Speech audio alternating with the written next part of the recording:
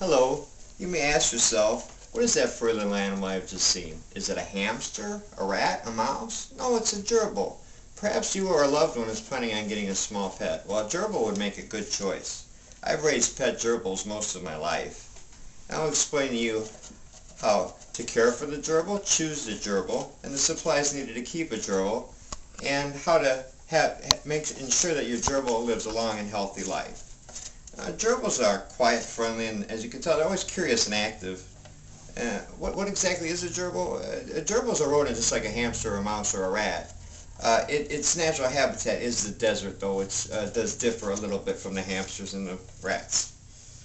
Unlike a mouse or a rat, the gerbil has a furry tail with a tufted end, and that is unlike mice or rats. Before you buy a gerbil, you must ask yourself several questions. Do I have the room for a gerbil? Do I have the time and commitment for a gerbil? And do I have the money to purchase a gerbil?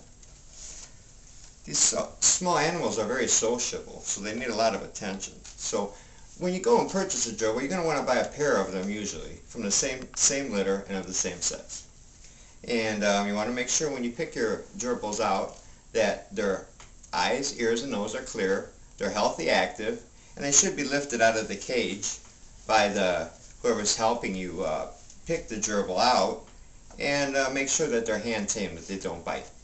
They can be purchased at 4 to 6 weeks old, and they can be purchased at a pet shop, a breeder, or at a shelter. Your prospective pet should also never be picked up by the tail, because you pick up a gerbil by the tail, you can injure it. Now's the time talking about the cost of owning a gerbil and what necessities you need to keep a gerbil. A pair of these animals costs about $20. Toys and treats about $5. You might want a little guide to help you along. Costs about $5. Food and bedding, which is a monthly inquiry, cost about $10. And a cage, which we'll discuss next, which costs approximately $20. So approximately $60 you'll need investment to get yourself started with a pair of gerbils. Now, like this, but a little bit larger, 10-gallon aquarium is the best house for a gerbil. Why, you may ask? They're inexpensive, they're roomy for 2 gerbils, a larger one than this, and they're easy to clean. You want a lid for it, of course, because these little guys can really jump, and you always want a lid, especially if you have cats.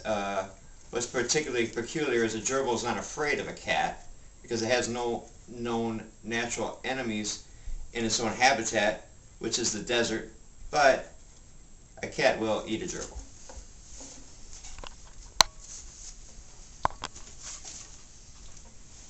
Now, if you buy a wire cage for the gerbil, just wire here, that's a poor choice because they seem to kick their litter all about the room, and they make a poor choice, and they chew on the bars, which is not healthy for the gerbil.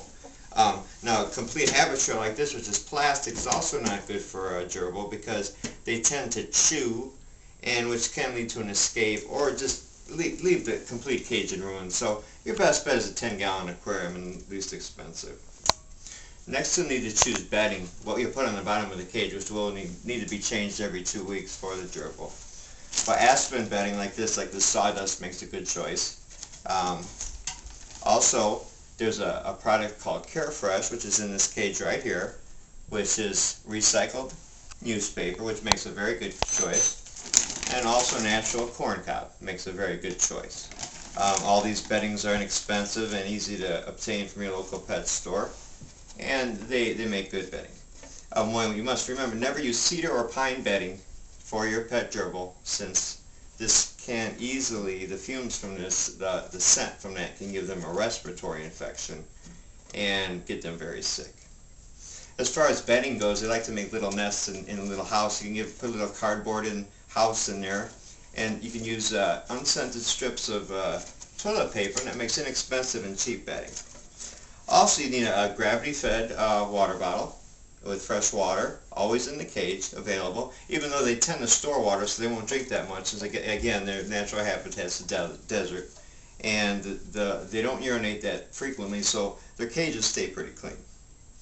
And And these empty toilet tissue rolls or paper towel rolls are infamous for keeping gerbils busy for hours. And they chew them, they play with them, and they use them as bedding. Another thing you might need is an exercise wheel. Most important thing to remember, you cannot have slats in your exercise wheel, such as this cage has right here, because the slats in the wheel will eventually, or possibly, most likely, cause an amputation or a broken tail to your pet. So those are very dangerous. So you want something like this that's solid and no holes in it. Now when you get your baby gerbils home, you want to give them about a day to get used to your house and your environment. Then you want to start hand taming them. These animals need to be removed from the cage daily. So it does take a commitment.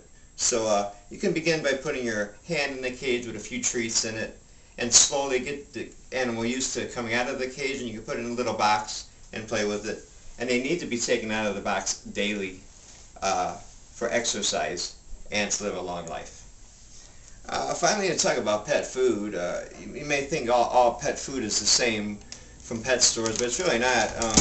What you want to look for is a pet food, and it's got nutritional values on each bag of pet food. And this one, for example, has 12% protein and 7% fat, and that's what you're going to look for. That's a minimum for gerbils. Also, sunflower seeds. The cheaper blends seem to have more sunflower seeds. Gerbils love them, but they're fattening, and you've got to limit those in their diet. Also, daily they need a vegetable or a piece of fruit put in their cage, which should be removed at the end of the night, because they do tend to bury it and it rots. But they need a little bit of that daily. An example would be lettuce, cucumber, carrots, apples, or bananas. An exception would be a potato, which they cannot eat unless it's cooked. So I think I've covered everything about having a pet gerbil. I think you'd really enjoy these pets. I have for years.